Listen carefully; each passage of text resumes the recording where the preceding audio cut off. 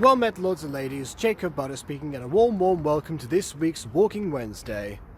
And yeah, this is another one of those Wednesdays where a lot seemed to happen, and also where cars seem to emerge on this hitherto clear road right as I start filming. Classic.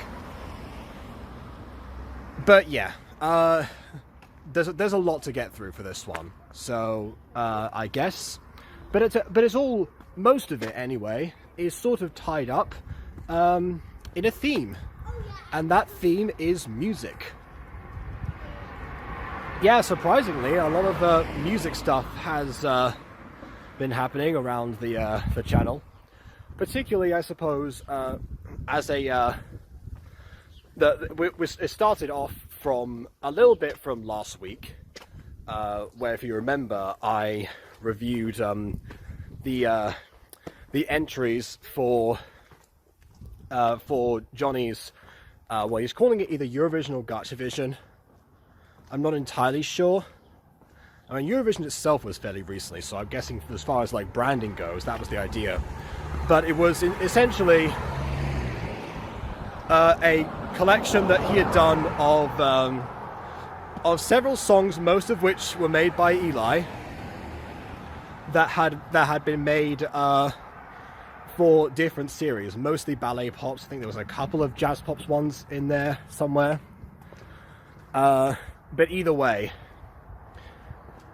yeah, it was essentially stuff that Johnny had heard before and was, handed out to a bunch of OCs in order to use for musical entries. And it was my understanding that I actually had one there was an entry, but then I checked, and actually it turns out that I was submitted into a separate category, because my cover of Wings was featured in a whole playlist that Johnny had of people, giving is either giving upvotes, or he was trying to replicate with like a random calculator or something the different ways that in the Eurovision competition people actually do vote.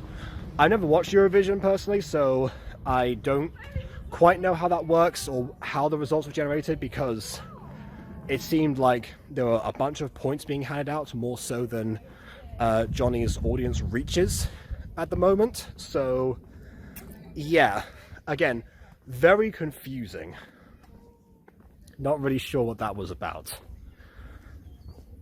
So, but with that in mind, yeah, I was entered alongside several other song entries that I think were part of actual Eurovision submissions, and it was, I think, maybe Johnny's attempt to, I guess, rectify the error that those songs did not make it that far. I'm not entirely sure. If that was the case, I'm even more confused as to why I was featured on there and not in the actual Gacha-vision portion, considering that Wings was an original song intended to be used in Gacha, much like the other entries were. And so I mentioned at the end of that video that I had several more entries, at least 4, I think I said, including Wings, that could have been featured in the Gacha-vision, because I feel like they make much more sense there than in then alongside the other Eurovision entries or whatever. That being said, I'm honored that Wings came second, don't get me wrong. It's just that as far as logistically speaking, yeah.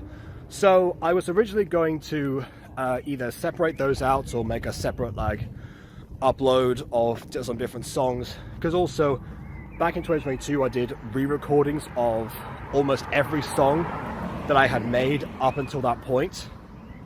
I've not released many of those, but I had those done in an actual studio. So I thought, hey, this would be a good excuse to get some of those out. I only ended up doing one last week and one this week, because Emily is currently working on a cover of Wings, and I suggested that she submit that instead.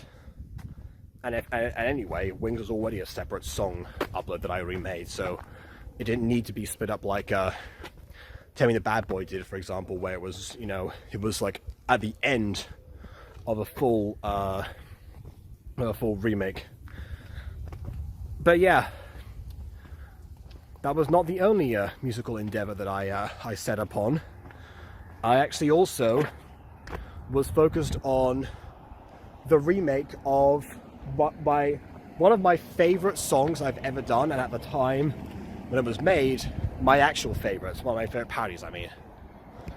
So, if people remember, when I used to review, when I reviewed the episodes of My Street Season 6 as they were coming out, one thing that I actually was preparing in advance, because even back then I was doing some AFMAO parodies, was I wanted something to kind of inspired by Dragon Ball Z Abridged episode 60, where Perfect Cell sings a cover of My Way, which ties into his taste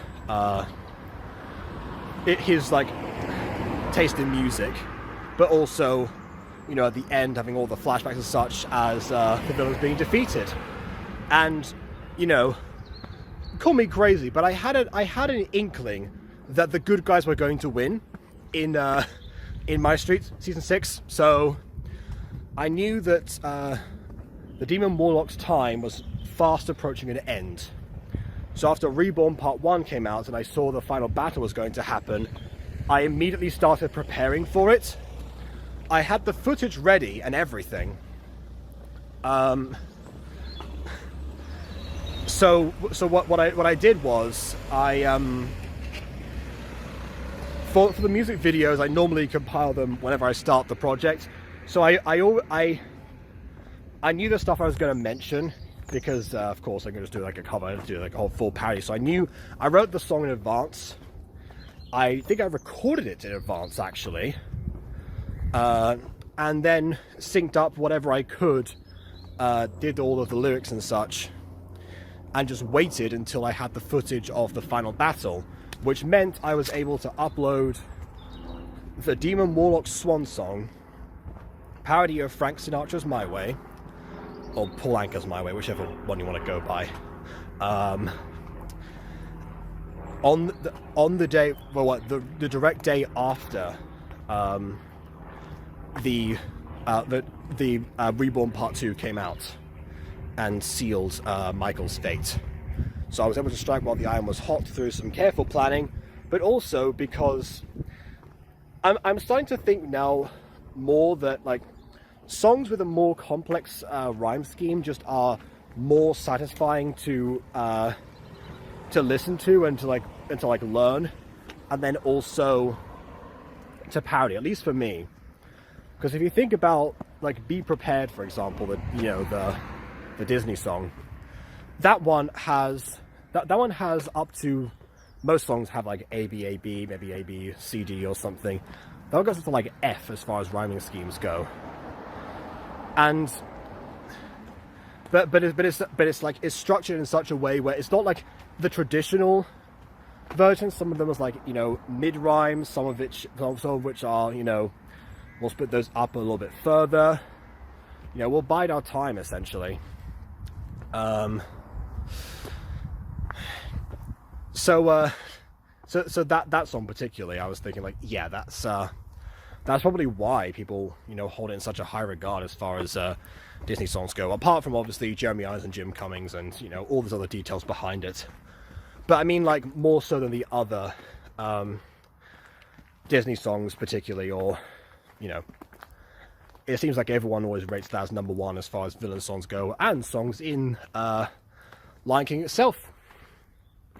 Which, yeah, I think that might be why. So, with My Way, the way that it's structured, apart from in the chorus, is that you have like each line in one stanza will rhyme with the corresponding line in the next stanza.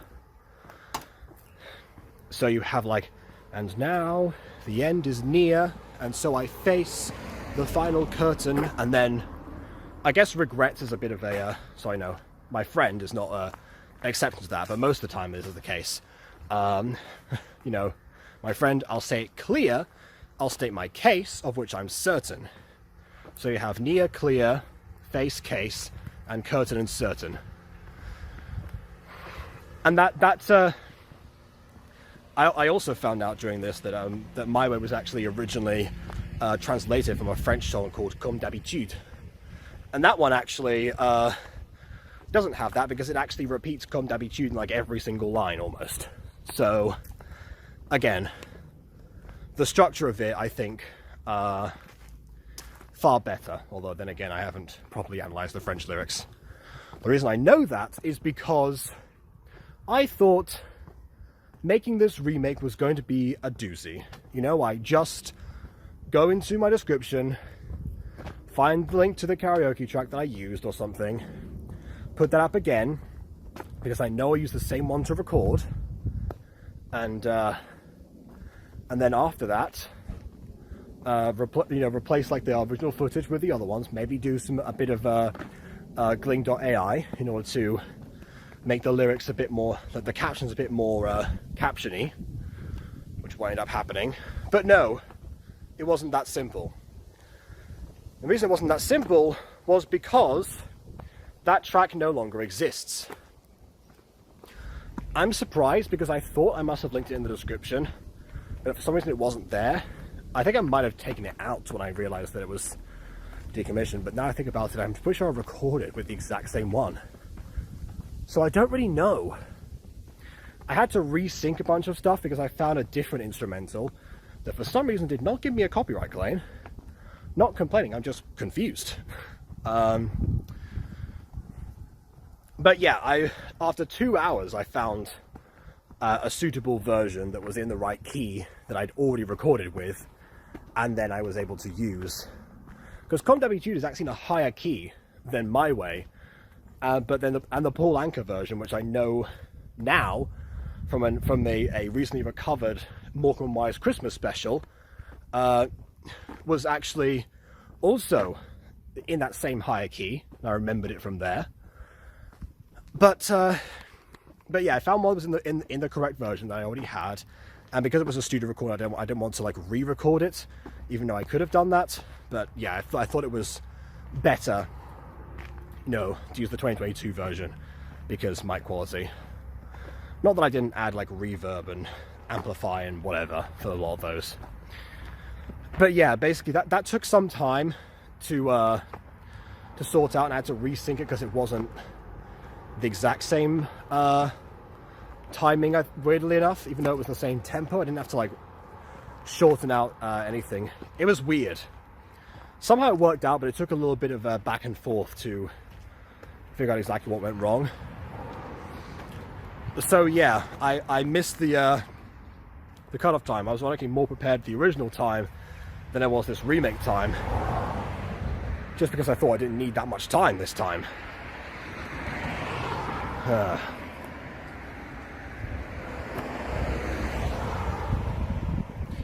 So yeah, pretty bad planning on my part. But yeah, eventually the song did in fact come out, and I guess there it exists. With F-Map parodies, it's sort of like a gamble whether or not they'll do well. Sometimes they'll perform exceptionally well, like the original version. Sometimes they'll kind of flop, because I also uploaded it at a time when no one was around, so my usual schedule, but I wanted it out soon, as soon as possible, but also without going into the aspects of perfectionism and all of that stuff. So yeah, that's another thing. But yeah, and then after that, once I realized that the parody was not being claimed, I thought to myself, some of these instrumentals that I've had in the past, I kind of, those ones didn't end up causing much of an issue. Some of them did. Like in 2016, I think it's because YouTube copyright was already was even more trigger happy than it is now. Basically everything, all my parodies got claimed, even though I was nowhere near monetization. Actually, in 2016, I could activate monetization, but I didn't have an AdSense account to connect it to. That's when they changed it to the whole, 4,000 watch hours thing and 1,000 subscribers. That was when that came into effect. To me at the time, monetization just made it seem like, oh yeah, it's going to be available on more platforms, so I will perform better. And now it's like, well, it doesn't seem to make much of a difference. Maybe YouTube wants to be able to put ads and stuff, so it will send the videos with ads to more people, and I think that might be the case. Not really clear. That's a case of which I'm not certain. But yeah, there's no footpaths down here. I'm gonna turn around. Okay.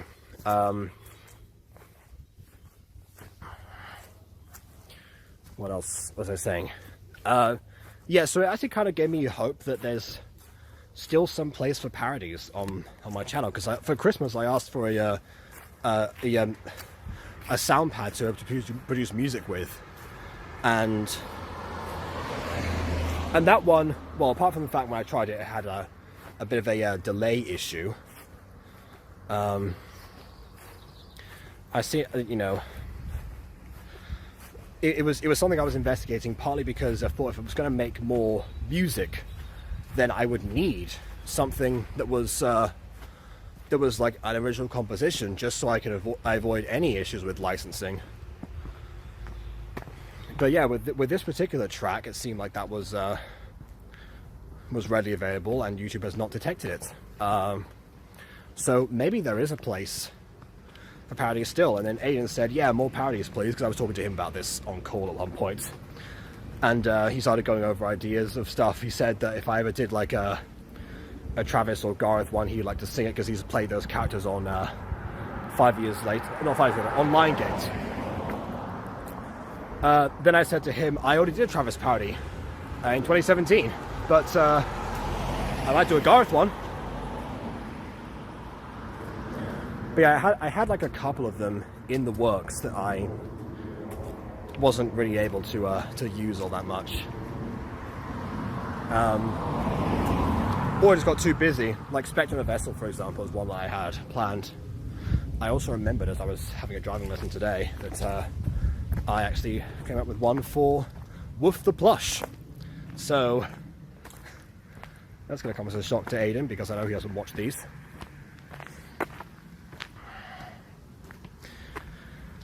But yeah, that's another thing that I'm considering now. It's like, yeah, I miss doing parodies particularly, and I thought, well, those are some of the videos that people will go back and continue to watch, so they're good for watch hours as well.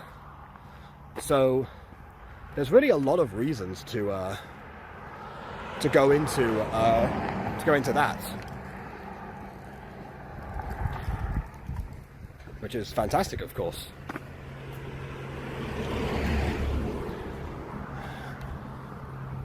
And also because like my songs of current year playlists have always been extremely barren, or have mostly been comprised of remixes of recent years. And yeah, I miss making songs that aren't, I'm making songs for like, gacha projects and such is one thing, but yeah, people seem to like the parodies too. I know that Aaron Fraser Nash, the YouTuber that inspired me to do parodies based on like character perspectives, stopped making parody music a while ago, probably due to monetization stuff, and only makes original songs now. That might be because of like increased musical production or greater reach, but I can't say for sure. Maybe there's community posts about that. I don't really know.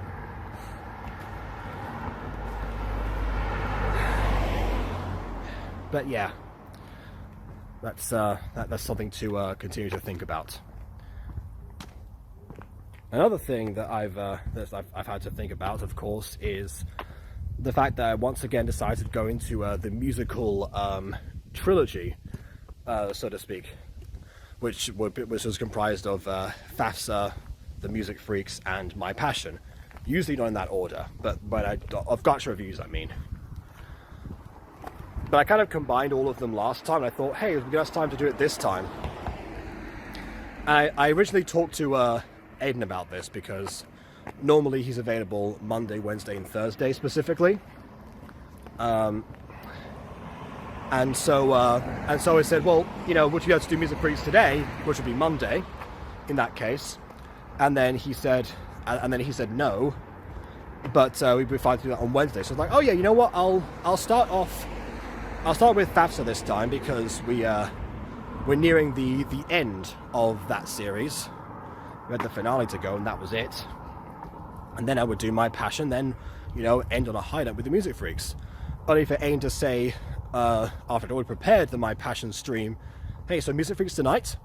What? Hold on. I thought you said Wednesday.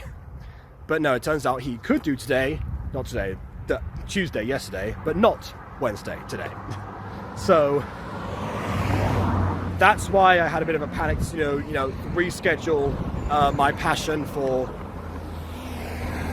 today, for tonight, and then do like a Music Freak stream slightly later than normal.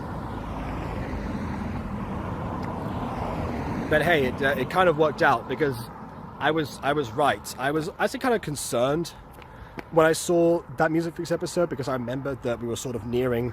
We had like the lie revealed thing and like the 3-act structure, you know, sort of where I presumed Jake would be hitting his lowest point, you know, having to try and make that decision, and that seemed to be like the cliffhanger to be left on, and then afterwards continue that. But no, it seemed like because we had one more episode before that, just dealing with Jake's indecision, which was not combined, as I thought it was going to be, with the competition.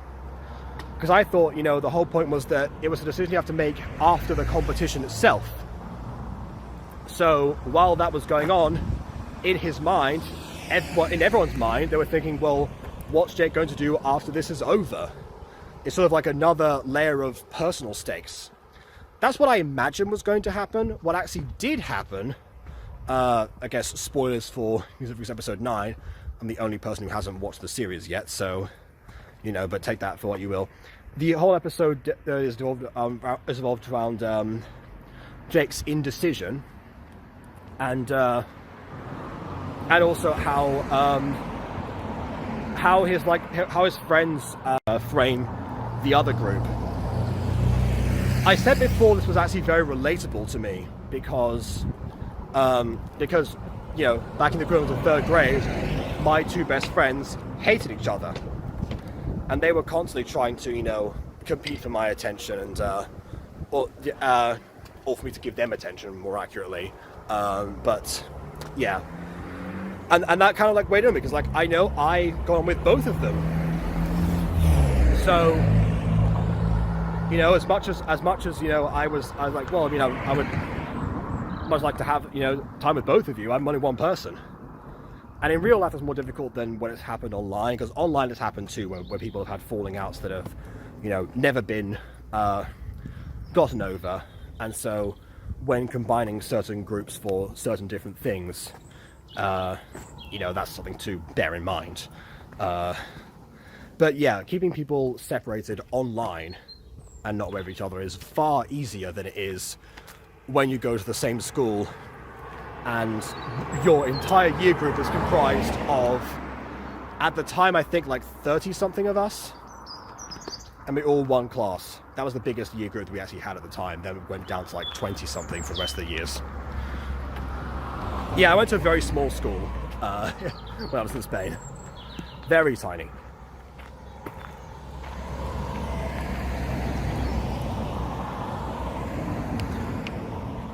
But yeah, what was I gonna say? But yeah, as far as that goes, you know, Jake had the pressure from both sides. At one point, he unfortunately snaps, and it turns out there was a recording of him in his snapped moment, which was sent to the other group. And so instead of what I thought, which was that he was going to have to make a decision after competition, the decision has sort of been forced upon him right before it happens. And the problem is, it's weird because like the stuff that Jake said makes logical sense to him, and also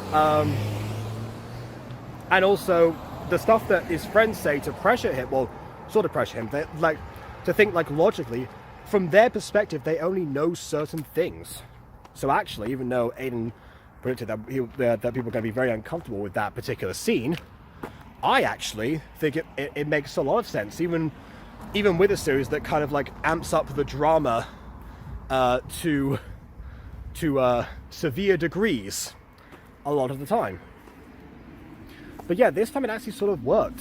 Yeah, like this episode of Music Freaks actually had actually had both good animation and good story to it. And it surprised me because I thought it was going to be entirely pointless. But no, it actually delivered one of the best episodes that there's yet of the series. I said before that once it moved to animation, the story kind of took a nosedive. Episode 5 was definitely a low point, and then episodes 6, 7, and 8 have been a bit of a climb up from that, personally, but not really reaching the levels of before. But now we're back. And it did bring back some of the elements like Jake's crush on Daisy, which hadn't really been mentioned much at all before that point, apart from, you know, in some vague comments from Leah and Haley as well. So yeah, like a lot of I'm just pleasantly surprised about that one. You know, I'm not used to the Music Freaks being that good. I'm used to it being good in some ways and bad in others, but not good in both of those. As for FAFSA, on the other hand, that was a disappointment, mostly because it seemed like I thought there was going to be 10 episodes in the finale, but no, there was meant to be an episode 11, and so episode 10 ends on a cliffhanger, which, unlike Music Freaks, does not get resolved. Music Freaks, it seems that Rosie Clossie is able to at least use like not only an episodic structure, but also a 3-act structure to like as the series goes on. In my creative writing classes, we were told, yeah, we've got like different 3-act structures for one episode versus like several. Sometimes I can feel like that's restricted me a couple of times if I try to apply that too desperately. But then again, you know, it's like the pirates say, rules are more like guidelines, am I right? But Rosie Clossie has managed to do that somewhat, at least in some episodes, the ones that are actually good. But for this series, you know, again, we're reaching the actual climax. But with FAFSA, because it constantly seems to want to introduce new plot points and reinvent itself, it doesn't seem to have it didn't. It's ended now. It didn't seem to have a structure that supported it. It was like Sapphire Wings, where it was like, I want the show to be this now. It was like, well, great if you can find a natural way to transition to that, but in both cases, they didn't. So it ended up, you know, trying to be a Music Freaks inspired work, but it didn't understand what the Music Freaks did to make itself what it was. It wasn't just the music, it wasn't just the visuals, it was the characters and the story. And FAFSA might have had too many main characters, possibly, and also you know, with not enough world building consistency, because it was trying to be, you know, a fantasy world at the same time, like a fantasy, you know, customly well built version of the Music Freaks sounds amazing. It sounds like the thing, but then again, it's all of those tiny details. I might have to do like a FAFSA versus Music Freaks comparison to see where one succeeds and one fails. That might be like a separate, maybe video essay of some kind, or just like a comparison stream. I don't really know. Restream has got a new format in it, so I might consider using that for presentations or video playback or something. I need to investigate that. I tried that out yesterday too. But yeah, that was my music themed week, basically. And in between that, there was also a bunch of driving, more so than usual actually, further distances, And then it was also a birthday party of a relative, and because I was giving piggybacks, my back ended up, you know, hurting a couple of days later, which is weird. It took a couple of days rather than just the one. It's like I didn't wake up with it, you know, aching from piggybacks and such, but that's the prevailing theory. Maybe my body just had more adrenaline attached to it, which, if that's the case, more of that, please. But yeah, I'm recovering now. It still hurts a little bit, but I'll be okay, you know. Not that I can't still continue this musical thing, because my passion is tonight. So get excited for that, even though it's not going to be probably the high note the one was expecting for that kind of thing. But yeah, fantasy and music, that's what my passion also could have been. We'll see. Let's do more analysis videos that aren't just like blind reviews. But for now, please leave a like or dislike because you're opening out already. And on that note, until next time, farewell.